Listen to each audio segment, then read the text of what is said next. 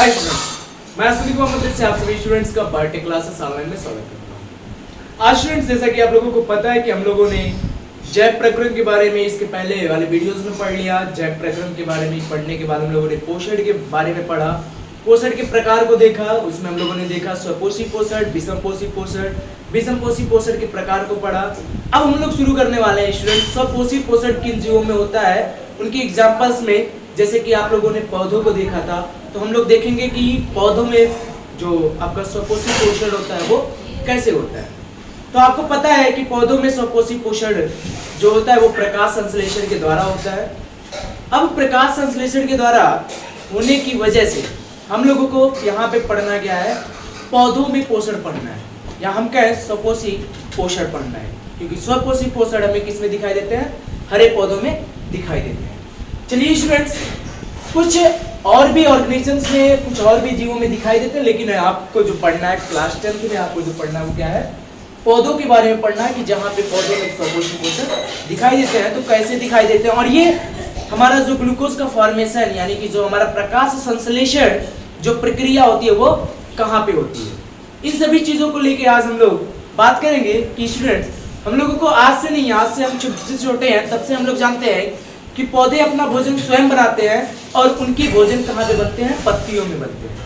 लेकिन आज हम लोग बात करेंगे कि पत्तियों में किस जगह पे बनते हैं, यानी कि जो पत्तियां हैं उनकी किस जगह पे आपके प्रकाश संश्लेषण की प्रक्रिया पूरी होती है, उसके बारे में आज हम लोग आपको जानकारी देंगे। चलिए, आपको स्टूडेंट्स पहले ये फिगर देखनी है इधर वाली, जिसमें आपको एक लीफ दिख रहा होगा जिसका अनुप्रस्थ काट आपको दिख रहा होगा। क्या दिख रहा होगा, अनुप्रस्थ काट। इस अनुप्रस्थ काट में आपको दिख रहा होगा, ऊपर देखिए आप, पहले ऊपर आप देखेंगे ऊपरी सतह पे तो आपको दिखाई देता है कि किसी भी पत्ती को आप लेते हो तो उसमें कई सारे शिराएं क्या होती हैं, विस्तृत रूप से फैली हुई होती है। लेकिन हम लोग एक किसी मान लीजिए पत्ती को लिया जिसमें शिराएं आपको दिख रही हैं। इन शिराओं में जो बीच में एक लंबी सी शिरा होती है जिसे हम लोग मध्य शिरा कहते हैं, और कई सारी जो इधर उधर निकली हुई शाखाएं होती है, इसको हम लोग शिरा कहते हैं। स्टूडेंट्स, ये पत्ती ही है जहां पे हमारा प्रकाश संश्लेषण होना संभव होता है।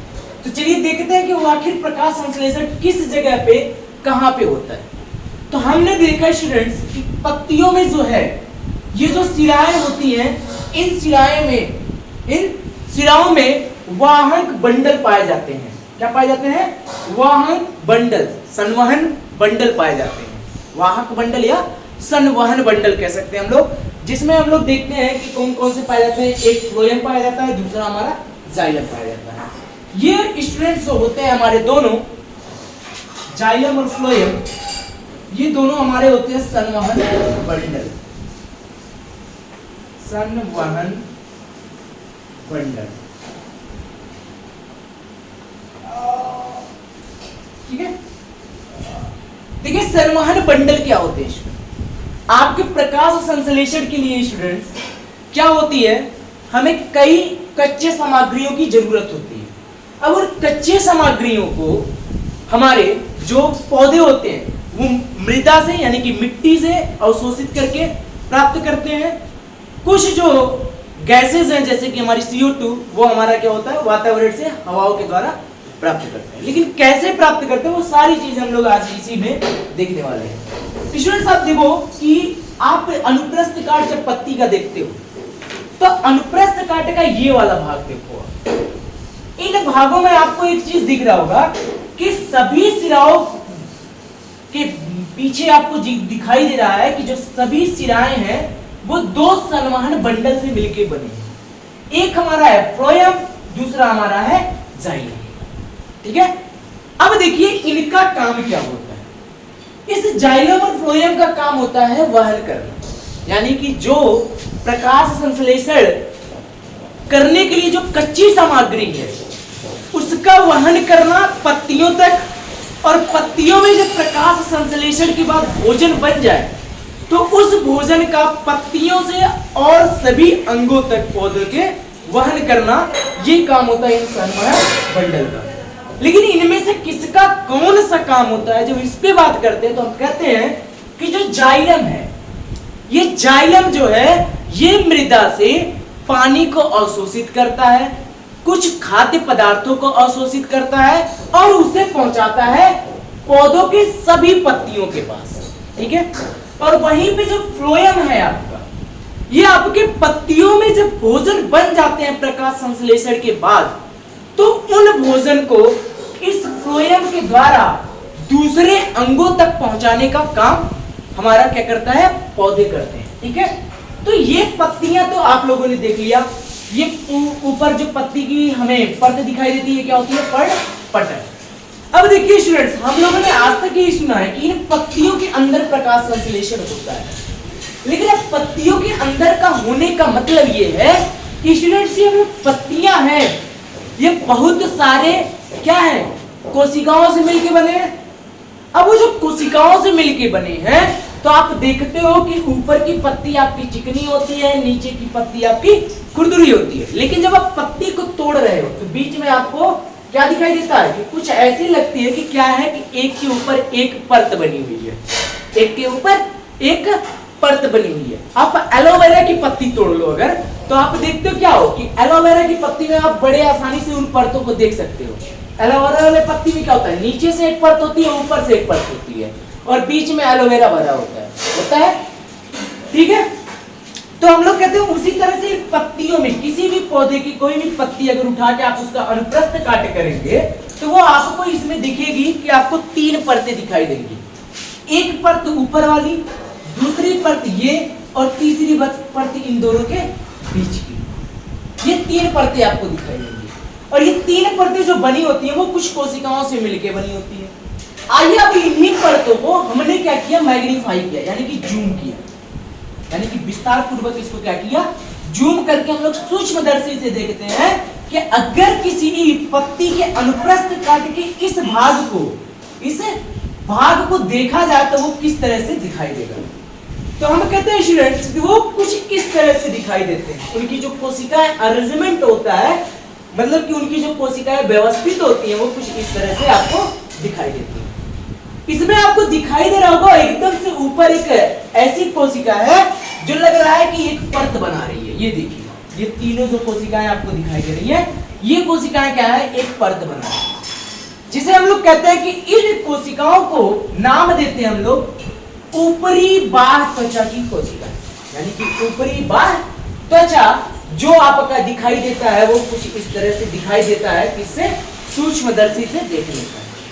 फिर नीचे हम लोग आते हैं स्टूडेंट, ये इतनी यहां से लेके यहां तक की परत आपको कुछ अलग दिख रही होगी, जिसमें आपको इन कोशिकाओं में दिख रहा होगा कि ये कोशिकाएं एक दूसरे से थोड़ी थोड़ी सी जगह भी बना के रखी हैं, कुछ कोशिकाएं आपस में जुड़ के भी रखी हुई है, और कुछ कोशिकाएं देखो एक दूसरे से जुड़ी हुई हैं, कुछ कोशिकाएं एक दूसरे से बहुत नजदीक हैं, कुछ कोशिकाएं एक दूसरों से बहुत दूर हैं।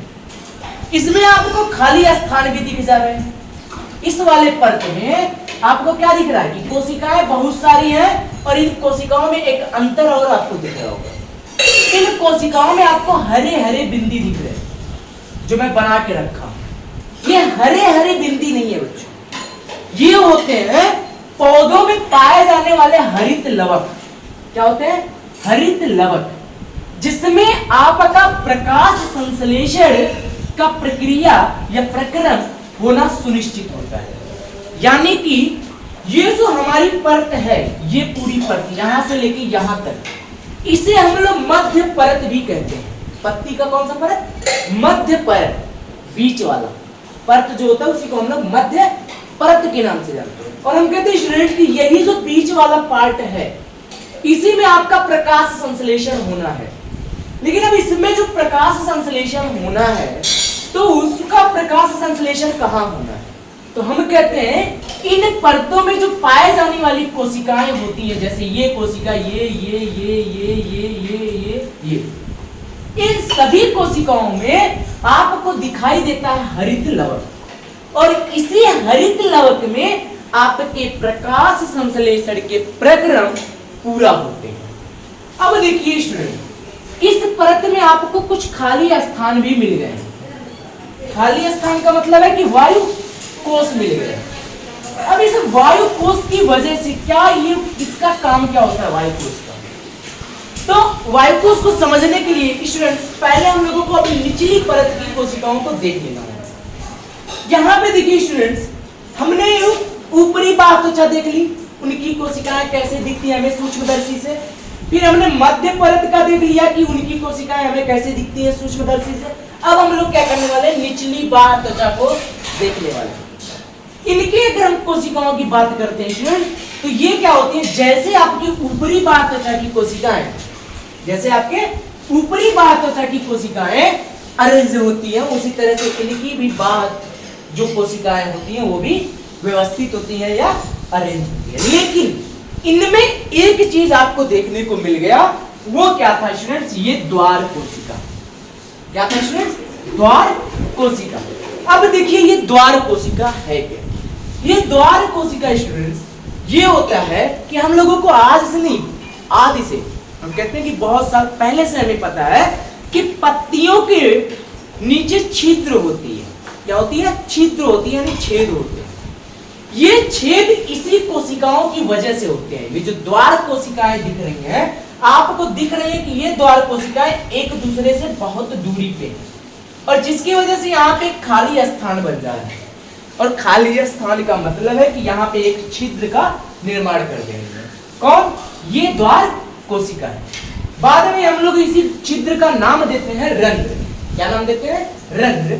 और इस रंध्र का काम क्या होता है? यानी कि निचली बाह्य त्वचा में जो आपकी द्वार कोशिकाएं दिख रही हैं, जो कि आगे चल के हम लोग इसी को दोनों कोशिकाओं को एक साथ पढ़ के और इन छिद्र को जब हम लोग नाम देंगे तो वहां पे रंध्र नाम देते हैं, तो हम कहते हैं कि इन कोशिकाओं का काम क्या है।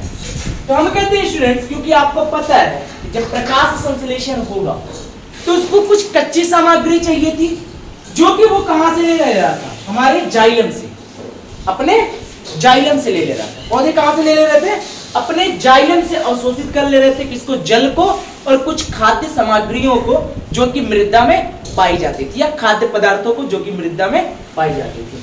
लेकिन स्टूडेंट्स आपको ये भी पता है कि प्रकाश संश्लेषण के लिए आपको जरूरी है क्या?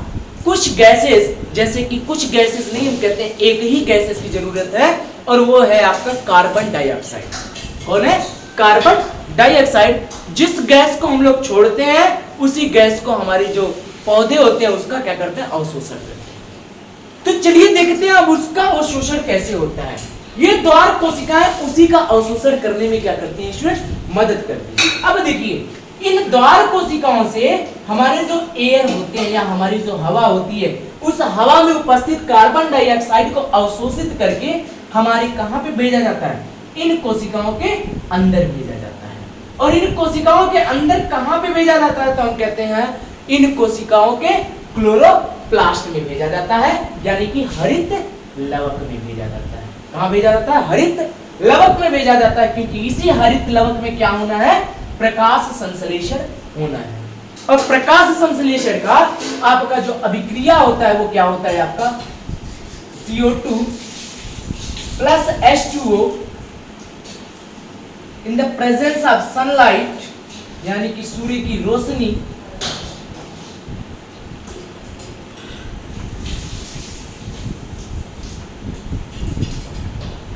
और प्रेजेंस ऑफ क्लोरोफिल।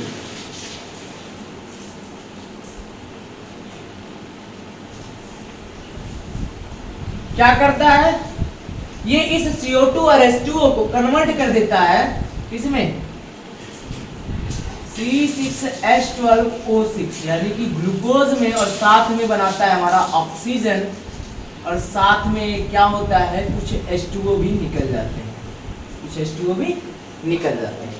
अब इस रिएक्शन में हमने देखी दो चीजों की पूर्ति करनी। H2O तो हम लोगों ने क्या किया? पत्तियों की जो सिराएं थी, जो कि बनी हुई थी संवहन बंडल से, जिसमें जाइलम होता था, ये क्या कर दिया? अवशोषण करके पत्तियों तक पहुंचा दिया। ठीक है, H2O को। कार्बन डाइऑक्साइड को पत्तियों की इन कोशिकाओं के क्लोरोप्लास्ट तक पहुंचाने का काम या अवशोषित करने का काम किसने किया? इस द्वार कोशिकाओं के द्वारा इनका अवशोषण हुआ, और ये अंदर जाने के बाद हमारी कोशिकाओं के द्वारा क्या कर दिए गए?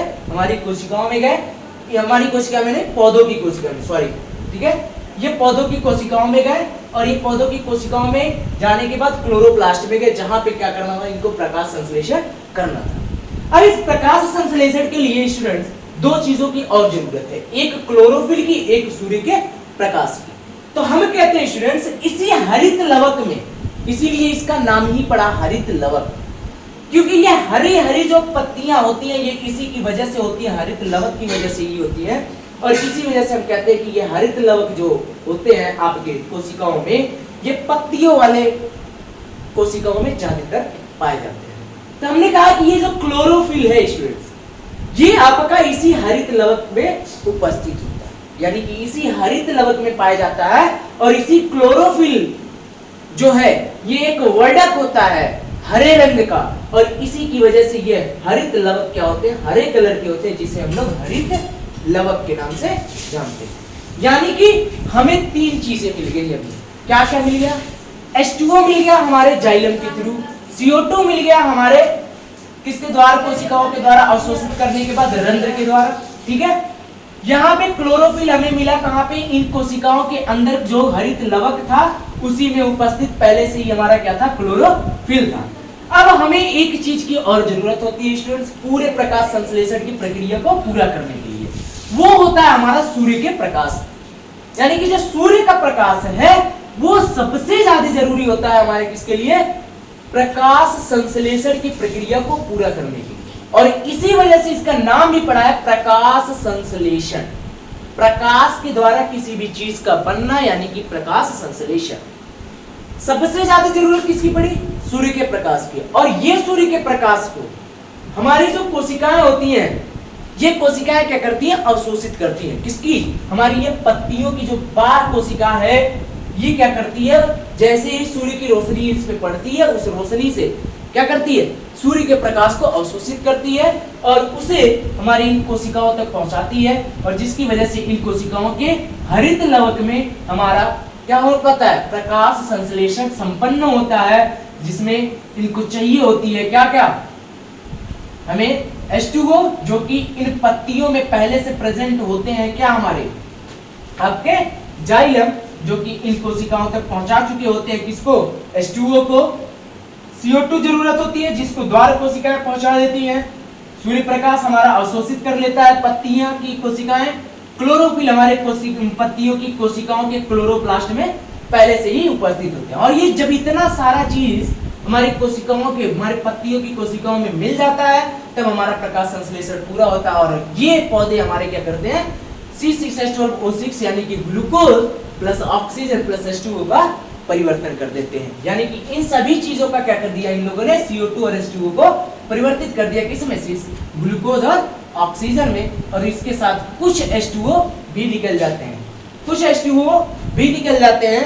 स्टूडेंट्स अभी इस वाले लेक्चर में आपको बस इतना जानना कि प्रकाश संश्लेषण होता कहाँ है और ये किस जगह पे होता है और किसकी मदद से होता है। तो हम लोगों ने देखा कि प्रकाश संश्लेषण क्या होता है, पत्तियों के बीचों बीच जो मध्य परत होती है, इस मध्य परत की जो कोशिकाएं होती हैं उन कोशिकाओं में क्या होते हैं, हरित लवक होते हैं। और इस हरित लवक में ही हमारा प्रकाश संश्लेषण प्रक्रिया संपन्न होता है, क्योंकि इसी हरित लवक के हमारे पास क्या होती है, क्लोरोफिल वर्णक पाए जाते हैं, जो कि सबसे ज्यादा जरूरी होते हैं प्रकाश संश्लेषण के लिए। ठीक है, बाकी की जो चीजें हम लोगों ने देखी कि मध्य परत तक पहुंचाने, पत्तियों की मध्य परत तक पहुंचाने का काम पानी का कौन कर रहा था, जाइलम कर रहा था। और CO2 का पहुंचाने का काम यानी कि गैसों को पहुंचाने का काम कौन करते थे, द्वार कोशिका। यानी कि यहीं पे रंध्र बनते हैं, जो खाली स्थान बच जाते हैं, जो छिद्र बच जाता है, उसी छिद्र को हम लोग छिद्र न कहके बल्कि इन पौधों की पत्तियों में जो छिद्र दिखाई देते हैं उनको रंध्र नाम देते हैं। आगे हम लोग पढ़ेंगे स्टूडेंट्स कल के लेक्चर में कि आखिर ये प्रकाश संश्लेषण जो ये रिएक्शन हो रहा है ये कैसे होता है और इसके लिए क्या क्या हमें जरूरत और पड़ती है, और उसके लिए जो कच्ची सामग्रियां हैं वो कैसे कैसे आती हैं, क्या है, और डिटेल में हम लोग इसको कल पढ़ने वाले हैं। तो स्टूडेंट्स आज के लिए बस इतना ही, पढ़ते रहिए, मस्त रहिए आप लोग। और अगर ये वीडियोस आपको हेल्पफुल हुआ है स्टूडेंट्स तो कृपया करके वीडियोस को लाइक करिएगा, जाते जाते चैनल को सब्सक्राइब करना मत भूलिएगा और साथ में बेल आइकन जरूर दबाइएगा, जिससे कि हमारे आने वाले सभी 5 बजे की वीडियोस आपको हमेशा मिलते रहें। ठीक है। जो भी हमारा समय मान लीजिए फ्लक्चुएट होता रहेगा, इधर उधर हो सकता है कि समय आगे पीछे हो, लेकिन अगर आप बेल आइकन दबा के रखेंगे तो आपको सभी वीडियोस के नोटिफिकेशन हमेशा मिलते रहेंगे। जैसे ही वीडियोस अपलोड होगा आपके मोबाइल पे वो नोटिफिकेशन पहुंच जाएगा कि हमारे द्वारा ये वीडियोस अपलोड की गई है और जिसे आप लोग आसानी से देख सकते हैं। Thank you students.